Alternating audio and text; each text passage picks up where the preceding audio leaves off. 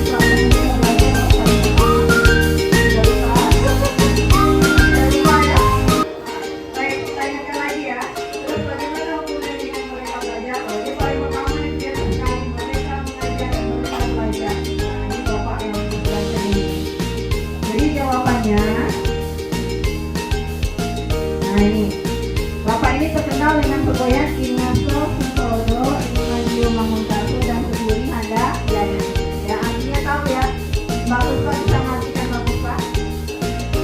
Nah itu cuma kayak begini ya. Ya, di depan memberikan teladan, di tengah membangun kekuatan dan kepercayaan, di belakang memberikan dorongan. Nah ini harusnya yang akan dicapai oleh seorang guru, seorang pendidik, seorang pemimpin pembelajaran ya. Jadi sekolah itu ibaratnya sebagai tanah, tempat bercocok tanam, sehingga seorang guru perlu mengusahakan agar sekolah menjadi sebuah lingkungan yang menyenangkan, ya aman, nyaman untuk bertumbuh, serta dapat menjaga dan melindungi setiap murid dari hal-hal yang kurang bermanfaat atau bahkan mengganggu potensi murid. Jadi menurut belajar, anak-anak hidup dan tumbuh sesuai kodratnya sendiri. Pendidik hanya dapat merawat dan menuntun. Kita hanya menuntun tumbuhnya kodrat tersebut, ya.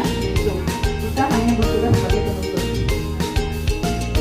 Nah, pertanyaan yang kedua, apa sih pentingnya kita menciptakan suasana positif di lingkungan sekolah? Kenapa harus ada suasana positif? Ya, bagaimana menumbuhkan budaya positif di sekolah? Nah, salah satunya adalah disiplin ya. Bagaimana caranya? Ya, lingkungan positif sangat diperlukan agar pembelajaran yang terjadi adalah pembelajaran yang berpihak kepada murid dan sebagaimana tertuang pada standar proses di Standar Nasional Pendidikan di pasal 12. Dilihat nanti ya di buku 5 Bapak Ibu. Kemudian untuk menumbuhkan budaya positif di sekolah dibutuhkan kerja keras dan kerja sama semua pihak terkait, konsisten. Jadi tidak hari ini dikasih hukuman besok tidak. Jadi harus konsisten. Terus keberlanjutan dalam menjalankannya. Jadi berlanjut tidak hari ini saja, tapi itu seterusnya. Begitu tadi Bu Mega bilang bahwa sudah ada perkembangan, ada perubahan dari siswa kita. Sekarang disiplin untuk tidak terlambat lagi sudah mulai berkurang ya Bu Mega ya. Nah alhamdulillah itu salah satu konsisten kita untuk menggunakan poin di sekolah. Gitu ya. Nah ada 6 hal yang akan saya sampaikan pada hari ini, yaitu yang pertama ada perubahan paradigma, disiplin positif dan nilai kebajikan, teori motivasi, hukuman dan penghargaan, keyakinan kelas, posisi kontrol, dan posisi garis.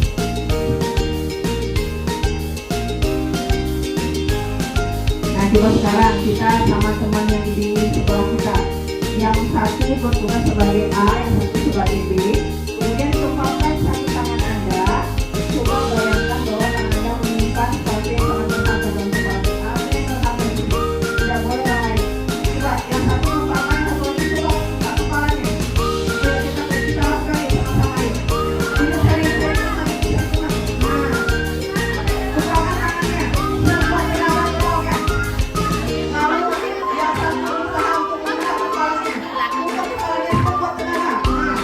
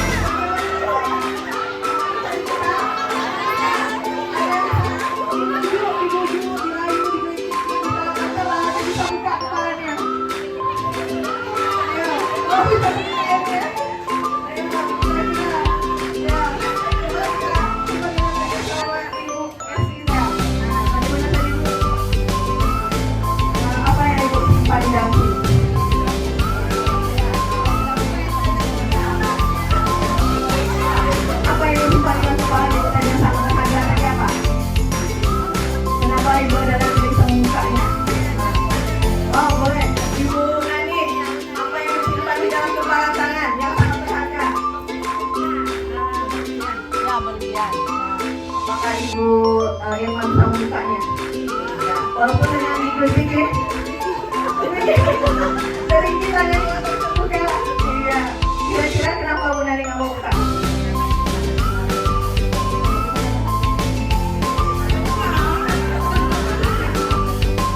Kalau mau dilupakan bisa pulang di depannya orang. Ya, Bu Nari sama itu. Irma, Pak Ibrahim katanya mau kasih komentar. Boleh komentar? Saya mau sambil Pak Chandra, makanya kita kuat. Ya, itu dia pakai tadi kan. Ya, jadi Pak Ridwan menggenggam kuat cincinnya supaya tidak diambil sama Pak Chandra. Kenapa kira-kira Pak Chandra? Karena ingin punya Oke, kita lanjut ke sana ya. Nah, kira-kira apa alasannya dikembangkan? Sama siapa di sini? Sama Bu ini. Apa harganya dari Bu ini?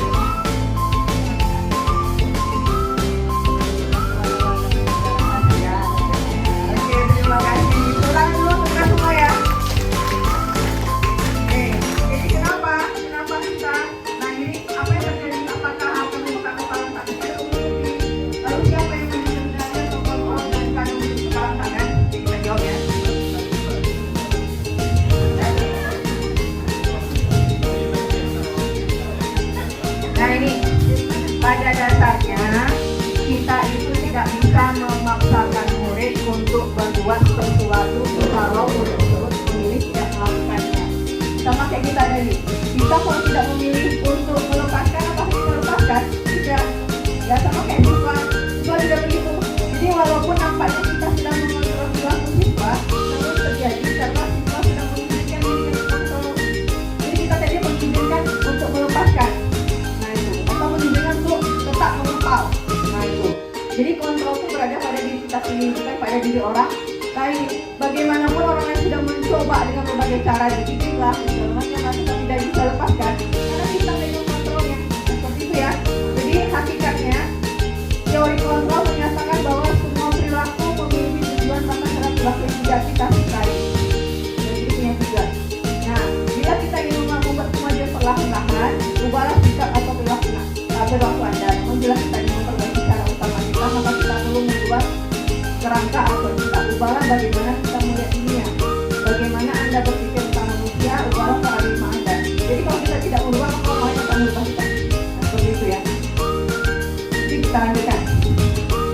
Nah ini, dulu kita menggunakan stimulus respon, sekarang sudah pakai teori kontrol. Dan siapa stimulus yang memiliki kontrol? Jadi ketika kita mencoba mengubah orang agar pandangannya sama dengan kita, di teori kontrolnya kita berusaha memahami pandangan orang lain sama. Jadi bukan memaksa, tapi berusaha memahami. Terus perilaku buruk dilihat sebagai suatu kesalahan. Pada teori kontrol semua perilaku milik itu tujuan, walaupun perilakunya jelek. Anak terlambat, dia pasti ada maksud dan tujuan itu. Kenapa dia terlambat? Pasti ada alasannya. Orang lain bisa mengontrol saya, tidak pada teori kontrol, hanya saya bisa mengontrol diri saya. Nah seperti itu. Terus saya bisa mengontrol orang lain, Anda tidak bisa mengontrol orang lain. Pemaksaan pada saat itu bisa gagal. Di sini tidak perlu kejutan, tidak perlu pemaksaan, tapi perlu kolaborasi yang menciptakan pilihan baru. Ya. Terus metode berpikir mau menang kalah, tapi ini model berpikirnya harus menang sama menang. Tidak ada menang, tidak ada kalah. Oke, kita lanjut. Nah, untuk menciptakan murid yang merdeka, syarat utamanya adalah harus ada disiplin yang kuat. Disiplin yang dimaksud adalah disiplin diri yang memiliki motivasi internal dari dalam diri, tidak eksternal. Jadi jika kita memiliki motivasi internal, maka kita memerlukan pihak lain untuk, jika kita tidak memiliki motivasi internal, maka kita memerlukan pihak lain untuk mendisiplinkan diri kita. Yang contoh, kita terkadang, kenapa Bapak Ibu mau datang jam 7.15? itu motivasi internal atau motivasi eksternal. Eksternal, takut dengan hukuman, takut dengan cekok, takut dengan tapi tanamkanlah motivasi internal bahwa memang sudah harusnya saya wajib berada di kelas, ada siswa yang menunggu saya di kelas untuk menerima pelajaran. Motivasi internal. Jadi tidak takut dengan cekok, tidak takut dengan kepala sekolah, tidak takut dengan jadi dia ada motivasi internal. Nah, kuncinya adalah budaya disiplin positif, kunci utama dari budaya positif. Nah, kata saja Bapak yang tadi ya, di mana ada kemerdekaan di situlah harus ada disiplin kuat. Kita merdeka, kalau kita belum disiplin berarti kita belum merdeka. Oh, merdeka belum.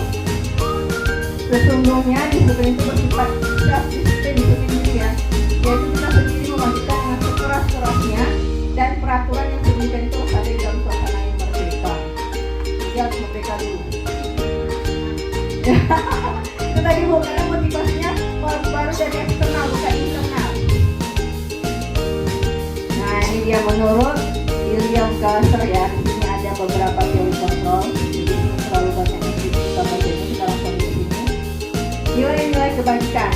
Apa itu nilai kebajikan? Adalah sifat positif manusia yang merupakan tujuan Indonesia yang ingin dicapai seperti itu. Salah satunya adalah yang dicapai oleh anak Indonesia berupa profil pelajar Pancasila. Jadi ini ya, ada berapa di sini? 1, 2, 3, 4, 5, 6 dimensi dari profil pelajar Pancasila. Jadi ini adalah fondasi dari keyakinan sekolah atau keyakinan kelas yang disepakati bersama. Kita harus punya keyakinan untuk bisa berbuat sesuatu. Oke, coba kita nyanyikan yang ini ya. Nih, ingat irama saya mau tamasya keliling-keliling kota. Ingat ya. Ya, kita ganti kata-katanya dengan profil pelajar Pancasila. Pelajar Pancasila beriman dan bertakwa pada Tuhan yang Esa. Ya, berkegiatan moral, gotong royong mandiri, religius dan berkreativitas. Oke, kita nyanyi ya. Sip. Dulu lagunya.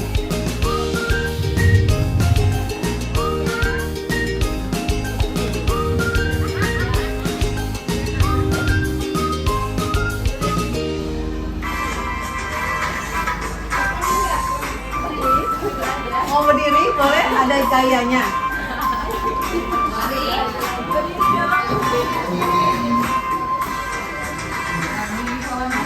Pancasila beriman dan bertakwa pada Tuhan yang Esa dan berakhlak mulia. Berkegiatan moral, gotong royong mandiri, religius dan berkreativitas.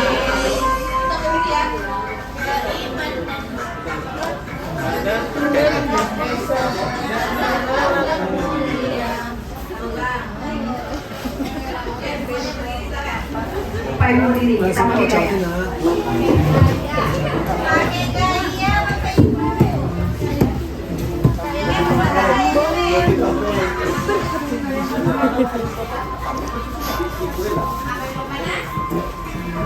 Oh, dia paling depan. Pancasila beriman dan bertakwa pada Tuhan yang Esa dan berakhlak mulia. Kebinekaan global, gotong royong mandiri, kreatif dan bernalar kritis.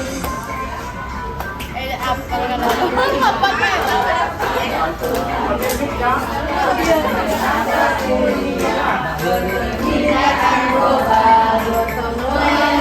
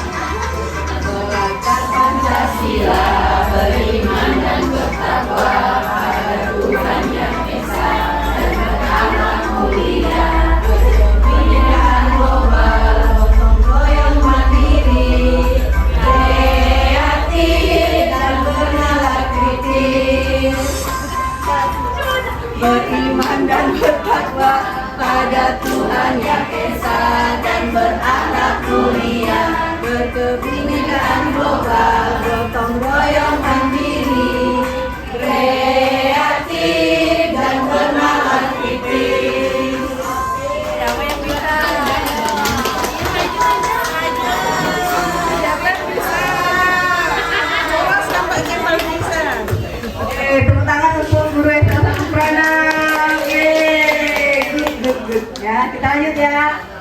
Sedikit lagi.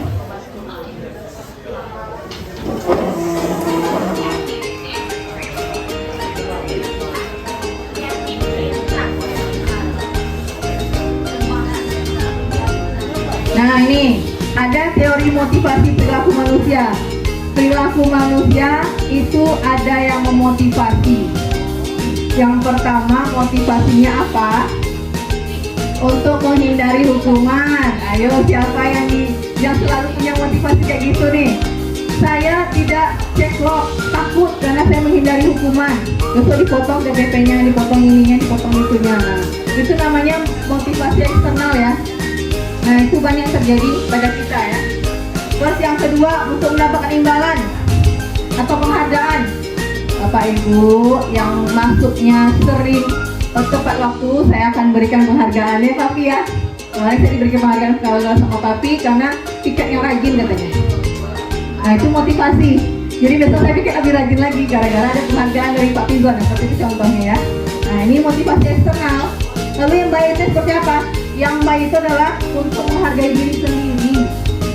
Ya kita hargai diri kita. Dalam melakukan apapun kita hargai. Jadi saya akan menjadi orang yang seperti apa bila saya melakukannya. Nah seperti itu. Itu baru motivasi intrinsik dari dalam diri. Jadi harus ada keyakinan dalam diri bahwa inilah motivasi saya melakukan pekerjaan atau melakukan sesuatu. Tidak ada motivasi eksternal untuk menghindari kehukuman atau untuk mendapatkan imbalan. Saya dapat apa sih kalau saya melakukannya? Kalau kamu melakukannya, saya kasih uang. Kalau kamu melakukannya, saya kasih piagam. Nah seperti itu. Itu tidak boleh sebenarnya menurut Diana Gosen ya. Nah ini perilaku manusia selama ini. Jadi yang baik itu adalah yang terakhir.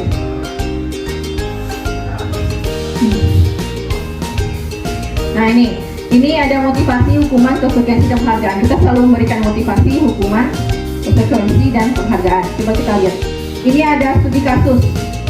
Iva kurang menguasai pelajaran matematika, sehingga pada saat pelajaran tersebut berlangsung lebih banyak diam atau menggambar di buku pelajarannya.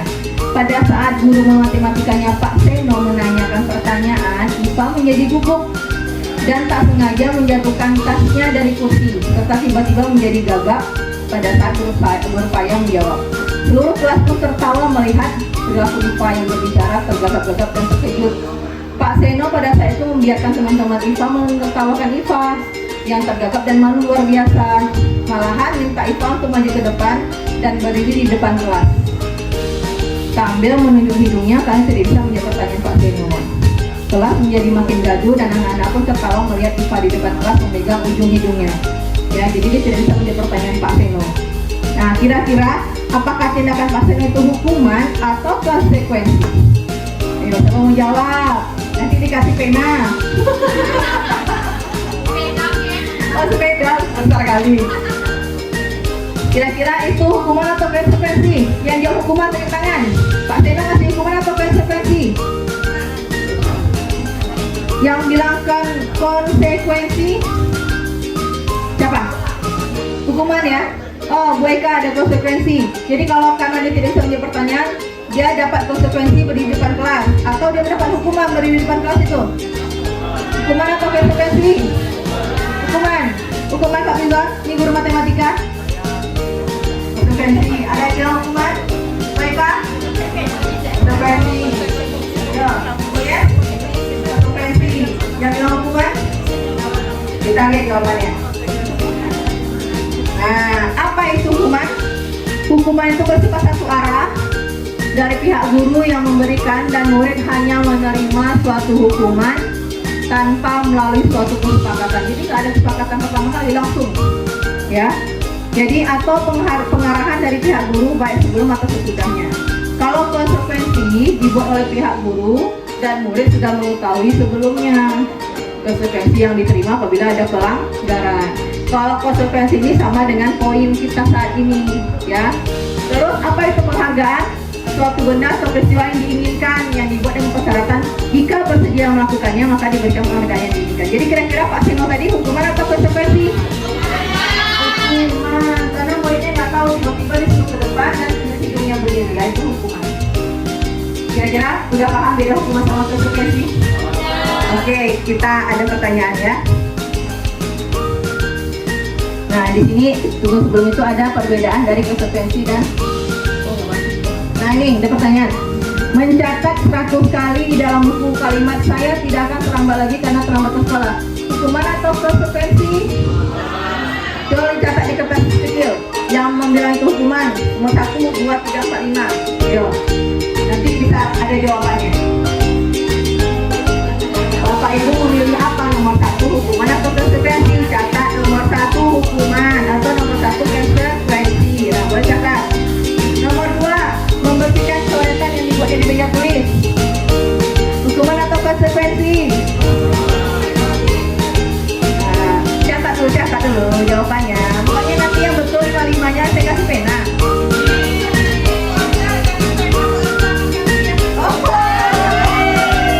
Tidak ada anggaran ya bukan? Tidak ada anggarannya bukan? Mohon maaf. Nomor 3, murid diminta untuk push up 15 kali karena tidak menggunakan masker ke sekolah. Ayo, hukuman atau konsekuensi? Nomor 4, berjemur di lapangan basket pukul 12 siang karena ngobrol dengan teman. Nomor 5, murid diminta bertelanjang kaki sepanjang hari karena tidak menggunakan sepatu warna hitam kayak Bu Kiki kemarin. Nah, itu hukuman atau konsekuensi?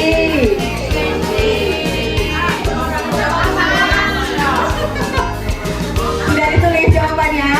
Kita lihat jawabannya ya. Tarat-tarat.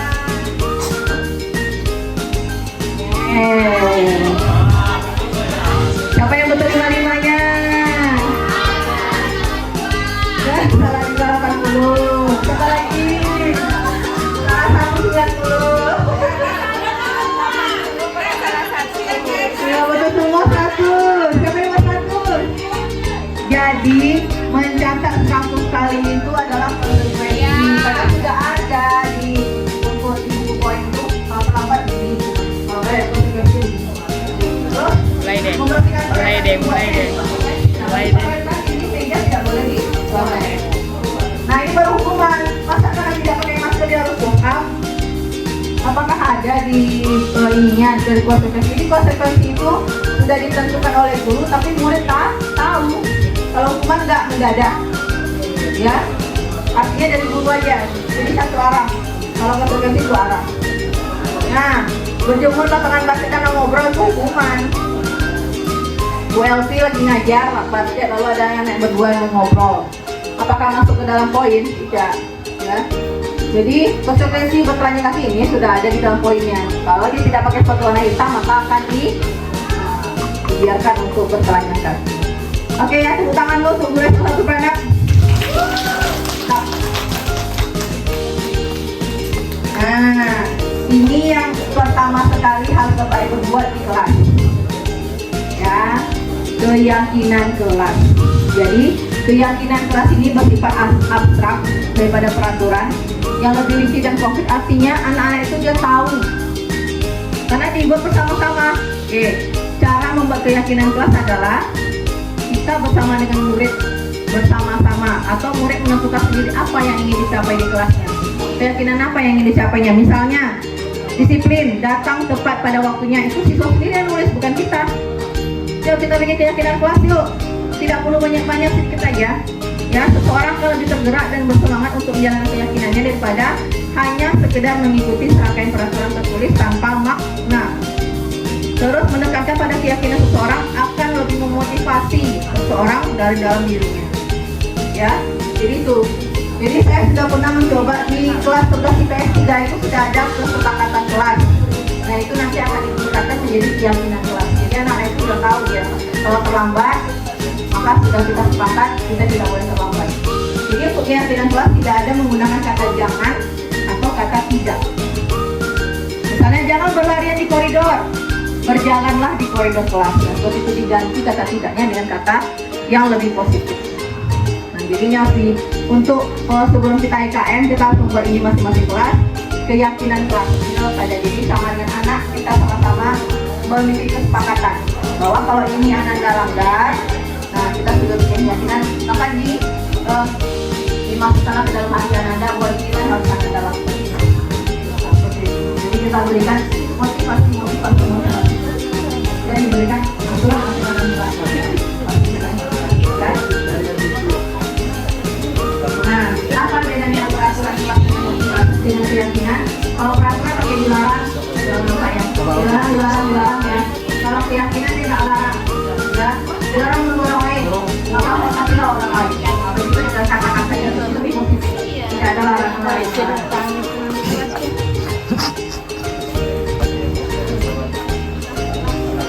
Nah, terakhir ya, kita masuk ke diskusi. Apa itu diskusi? Adalah proses kolaboratif yang mengajak murid untuk mencari solusi untuk masalahnya sendiri. Melalui pendekatan dari diskusi, ketika murid bermasalah, maka guru akan mendalami dengan mengajak murid merefleksi tentang apa yang telah dilakukan untuk memperbaiki kesalahan mereka. Sehingga mereka bisa menjadi lebih baik dan menghargai dirinya. Jadi ada video yang bisa menunjukkan siapa sih kita, di posisi mana sih kita.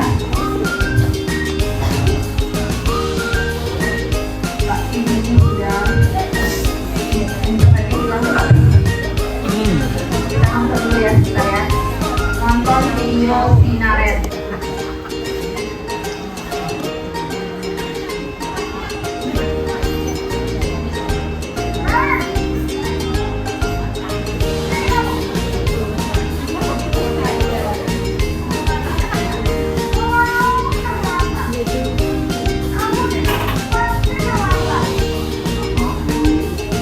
Kata-katanya ya. Apa coba? Alasan kamu apa lagi? Apa sih kamu tidak terlambat? Malas sekali ya kamu jadi anak. Jangan mengalah. Jangan kapok sih kamu. Sudah berapa kali terlambat? Sana, kamu beli lapangan basket 2 kali. Kenapa? Kamu nggak lagi?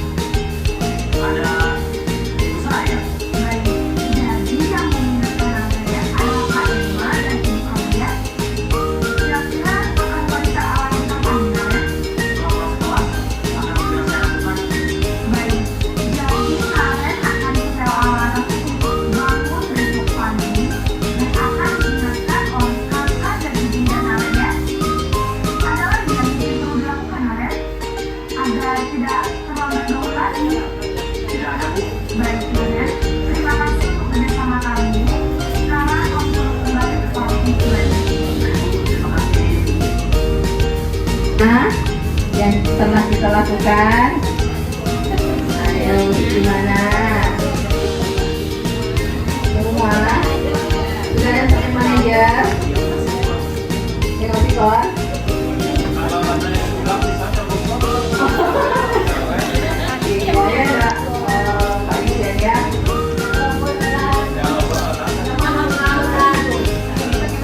Tapi ini kan dimintanya bertahap ya, kita ada proses dan kita tidak sekalian langsung bisa ke posisi manajer, tidak. Saya pun mungkin tidak bisa langsung ke posisi manajer.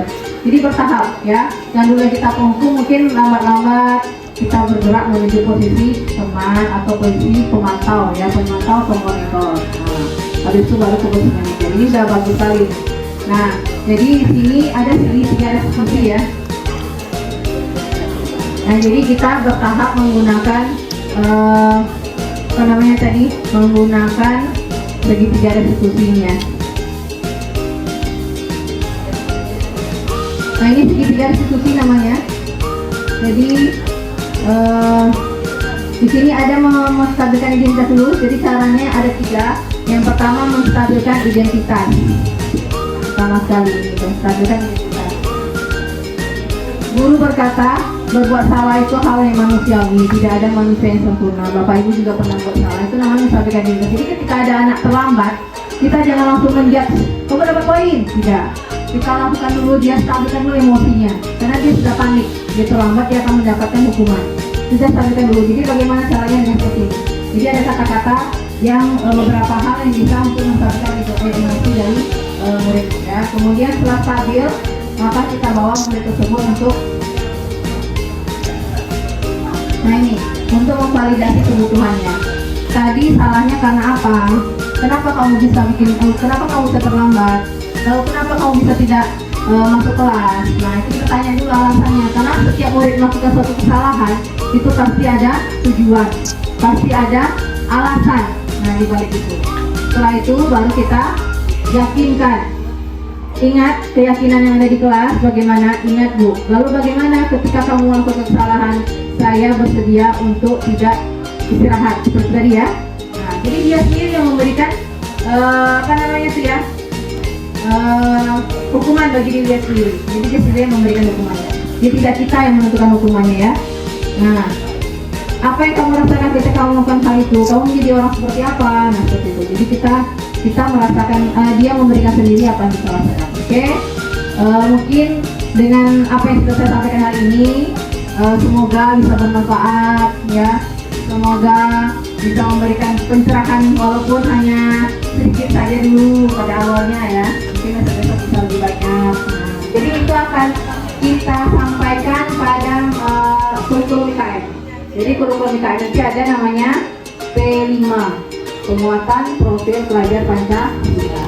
Jadi setiap kita akan diminta untuk melakukan 6 dimensi profil pelajar Pancasila di kelas. Ya, untuk pertamanya, 6 Pak Ferry. Pada awalnya kita bikin keyakinan atau kesepakatan kelas dulu untuk bisa menjalankan segitiga diskusi. Tapi ketika itu anak akan berangsur-angsur menuju ke profil pelajar Pancasila. Memang kenyataan di lapangan tidak seindah teori ya Bapak Ibu ya, sama ya. Saya juga merasakan hal itu tidak seindah teori, tetapi saya merasakan dulu saya awal dulu memang merasakan susah ngatur anak IPS nih, karena saya biasa bersama dengan anak IPA yang duduk, mereka duduk langsung. Kalau IPS duduk, masih ada program, masih ada. Ayolah nak duduk, nak udah 3 kali 4 kali ngomong baru mereka duduk. Kalau di IPA 1 kali aja dia cukup ngomong gitu. Sama kayak di grup WA juga begitu. Iya, sekali aja kita kasih pengumuman informasi jawab semua. Waalaikumsalam Bu, oke Bu, baik Bu, belum IPS 3 kali ngasih, baru dia ngasih respon. Nah, jadi baru saya rasakan sekarang beginilah yang Bapak Ibu guru IPS merasakan bagaimana nikmatnya ya berada di kelas IPS. Ternyata nikmat. Bagi saya nikmat dan bukan sebagai bukan sebagai beban ya. Jadi itu sebagai tantangan. Ternyata sudah diterapkan begini, kita bisa berubah perlahan-lahan ya. Seperti Ibu Kos tadi bilang, perubahan ini susah. Ya sangat sulit sekali. Tapi itu harus kita jalankan untuk ke depannya, setahun ke depan.